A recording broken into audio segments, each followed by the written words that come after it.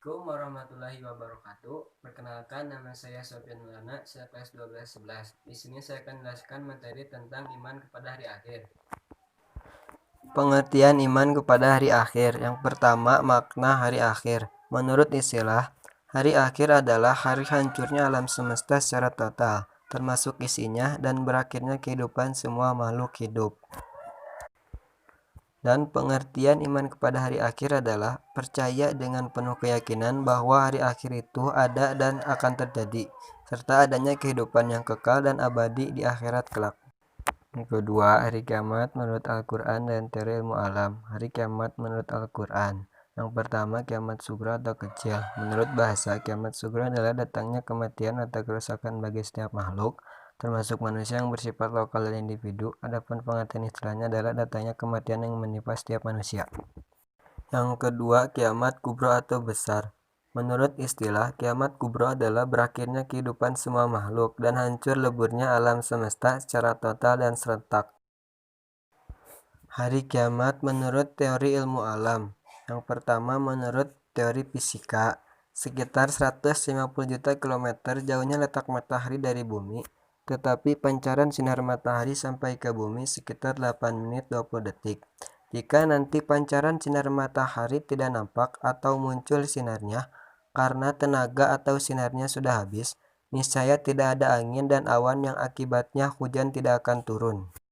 Yang kedua, menurut teori geologi, eksistensi bumi terjadi dari gas yang berputar. Jika daya perputarannya hilang atau diam, gas itu menjadi dingin.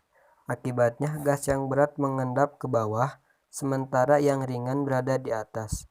Jika peristiwa ini berlangsung lama sekali atau evolusi, gas bagian luar mengeras menjadi batu, kerikil, pasir, dan sebagainya.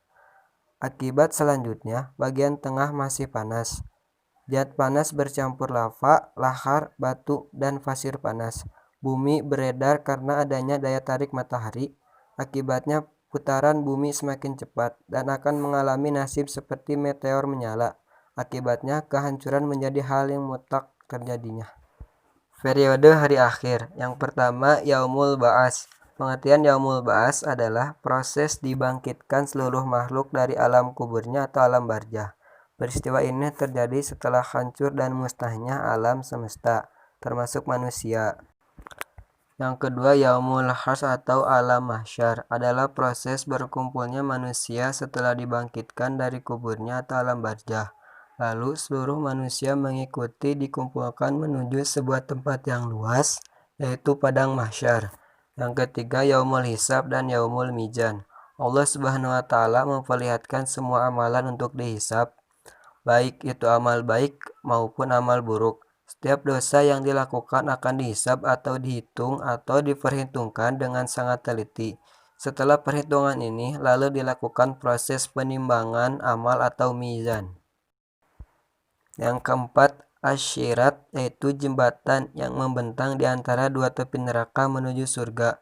Mudah atau sulitnya melewati asyirat ini tergantung pada amal perbuatan setiap manusia, termasuk hasil timbangan yang diperolehnya. Yang kelima, Yaumul Fas dan Zaza adalah keputusan Allah Subhanahu wa taala terhadap nasib orang-orang beriman dan orang-orang kafir di akhirat kelak, sehingga menjadi jelas manusia yang beruntung dan celaka. Tanda-tanda penghayatan iman kepada hari akhir dalam perilaku sehari-hari. Yang pertama, beriman pada hari akhir akan menumbuhkan rasa tanggung jawab, yaitu merasa bahwa hidup di dunia ini hanya bersifat sementara. Yang kedua, mengimani hari akhir membuat manusia sadar bahwasanya manusia itu sangat tidak ada artinya, kalau bukan karena kebesaran Allah Subhanahu wa taala, sehingga manusia sangat tidak pantas bersikap takabur. Yang ketiga, mempercayai akan datangnya hari akhir membuat manusia menghindari perbuatan tidak baik, sehingga apapun yang diperbuat akan dipikirkan terlebih dahulu, sesuai atau tidaknya dengan norma-norma agama. Yang keempat, mengantarkan manusia untuk tetap melakukan amal soleh meskipun tidak menghasilkan keuntungan materi. Yang kelima, tumbuhnya perilaku akhlakul karimah seperti mawas diri, yaitu sikap bertanya tentang kekurangan yang terdapat pada diri mengenai ibadah yang dilakukan, sikap semangat untuk mempersiapkan bekal sebanyak-banyaknya untuk menghadapi akhirat, ikhlas dalam perbuat yang didasarkan hanya untuk mencari keridhaan Allah Subhanahu wa taala. Perilaku yang mencerminkan iman kepada hari akhir. Yang pertama, membiasakan hidup berhati-hati karena sekecil apapun perbuatan akan dimintai pertanggungjawaban di kemudian hari. Yang kedua, tidak menunda-nunda amal soleh karena waktu tidak pernah terulang kembali. Yang ketiga, segera bertaubat apabila berbuat salah atau dosa sebelum ajal tiba. Yang keempat, menyadari bahwa hidup di dunia ini hanya sementara. Kekayaan, kekuasaan, ketampanan, kecantikan hanyalah titipan Allah Subhanahu wa taala. Yang kelima, mengikuti aturan Allah Subhanahu wa taala dan Rasulullah Shallallahu alaihi wasallam agar tidak mendapatkan ajab di akhirat yang sangat pedih dan abadi.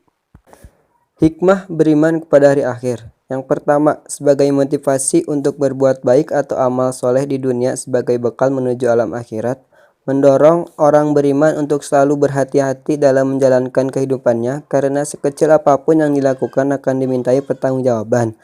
Meningkatkan ibadah kepada Allah Subhanahu wa taala sebagai sarana mendekatkan diri kepadanya dan untuk mendapatkan surga.